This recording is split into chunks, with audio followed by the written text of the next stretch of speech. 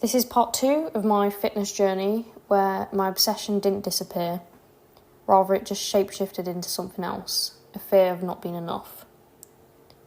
I discovered running again, and for the first time in a long time I felt the joy of exercise.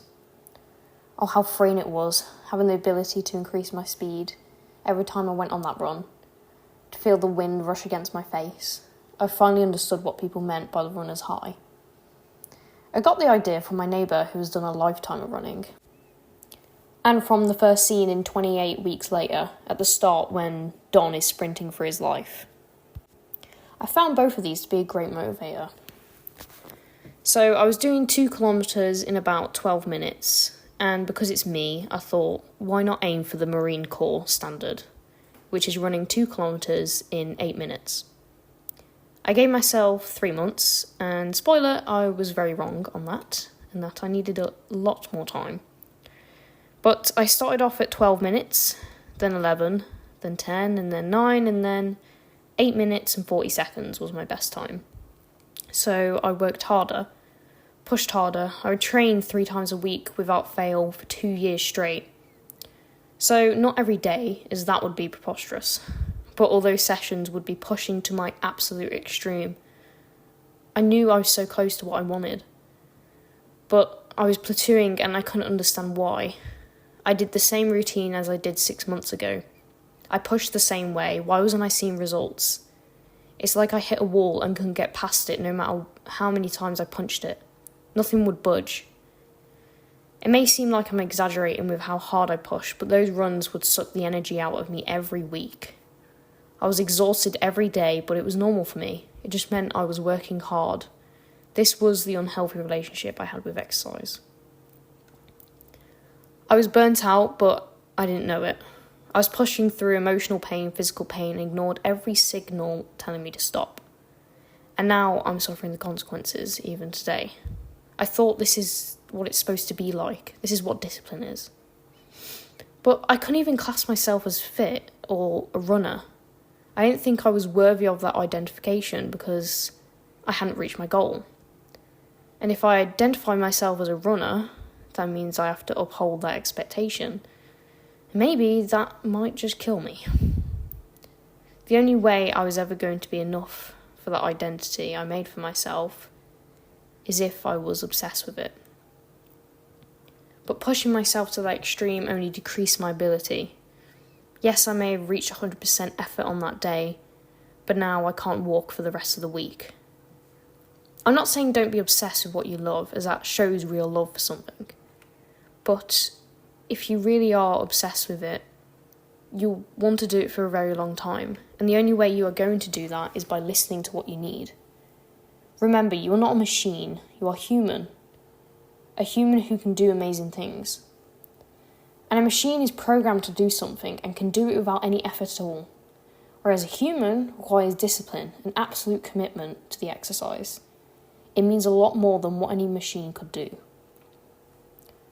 So my fitness activity did decrease a bit due to A-levels, but I was still consistent. And when I couldn't get biology right, or any of my subjects right, I would exercise. It was a way of coping more than anything, coping with the disappointment of not being as intelligent as I thought I could be. But it's not like I wasn't intelligent, it's just I knew, like I said in my last episode, that I could get exercise perfectly, whereas my education and my grades, they couldn't be as perfect as I wanted them to be. So then I discovered a park run you could do every Saturday at 9 a.m. And I got great satisfaction from being able to complete it in 25 minutes. Then the same process happened with the 2-kilometre run.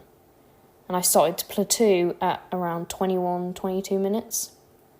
So I did longer runs to increase my speed in that park run. I would do these long, strenuous runs without stopping once.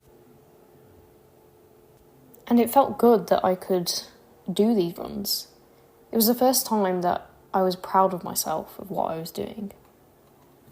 Now, the only issue was that, like I said before, I'm suffering the consequences from pushing all the time. Pushing when I literally couldn't even walk the next day. And it may feel fine at the start, it may actually feel good for a bit, but trust me when I tell you, it will come back at you later down the line, and it will feel impossible to come back from.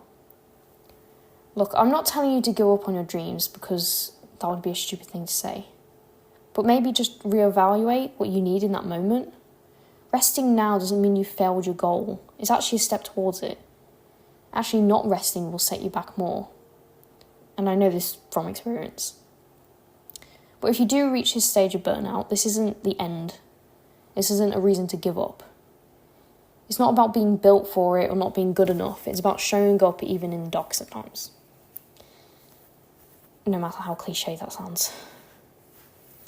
So, to build my strength back up, I did some upper body work. I started with pull-ups, like I did before. And I found I could do 1 pull-up, then 3, and now I can do 10 plus pull-ups in one go. Something I never could have imagined. And I realised that maybe pushing myself all the time doesn't increase performance, rather it stunts what you are really capable of. Just think about it logically for a second. If your muscles tear from whatever exercise you do, and of course they can't repair if you work them again. It's like trying to use something that's broken when the glue hasn't dried yet. It will fall apart if you don't give it time, and this may seem obvious, but we make this mistake out of thinking we didn't work hard enough, because we can't feel how sore we are, or because we have some leftover energy to go again.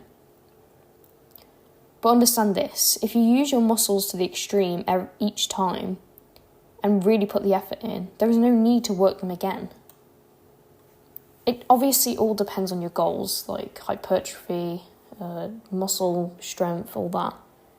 But generally speaking, you don't need to go to the gym 7 days a week, constantly pushing yourself to the extreme, because all it's going to do is just leave you exhausted for the next week, and you're not going to be able to do anything.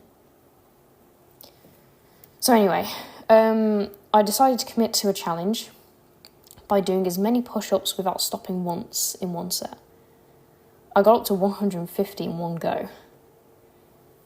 And then I did that and realised I completed my goal that I set. But I still felt this impulse to keep going. But then I thought, why would I keep at it? It's like if you finished a race and carried on running. And at this point I realised it's more about the way it feels doing it rather than actually progressing. And this push-up challenge again was obsessive. But I did improve from my obsessiveness. Before I would have carried out into 1,000, even if it didn't help me progress. But I stopped, knowing it wasn't serving me anymore. Especially when my elbows would hurt consistently. However, there was something that I hadn't learnt yet, and that was the idea of real injury, which I will go into in the next part. I also want to point out that if you have a goal of doing 1,000 push-ups in one go, I'm not telling you to stop doing that. I'm just wanting you to be aware that there will be consequences of doing it. There's people who've talked about, like that guy, Eddie Hall, the strongest man alive. I'm not saying what he did was not impressive, because it was. It's honestly amazing what he did. And if you want to reach that extreme, I'm not telling you that you shouldn't, because people should aim for big goals. Like, I aim for these types of goals as well. It's not like I've stopped doing it. It's just, you've got to understand what consequences that may occur because of those things that you want to do. So, soon enough, I realised that I actually finally looked good in the mirror. I could look at my shoulders and my back and see how muscular they were. It made me feel strong in myself. And another thing that fueled me was the things that people had said to me, which made me feel weak.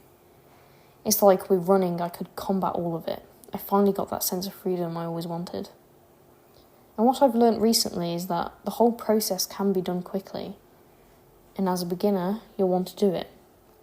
But you have to learn to rest during that process. I see it like this. It's very hard to learn the discipline to train, but it's even harder to learn the discipline to rest. And rest makes us stronger, no matter what anyone tells you. Rest isn't weakness, it's a strategy. It's more for long-term gain than short-term. So, thank you for listening to me. I hope you enjoyed the second part. If you haven't listened to the first part, I would highly recommend it. And if you want to hear the final part, tune in this week. So, thank you and see you soon.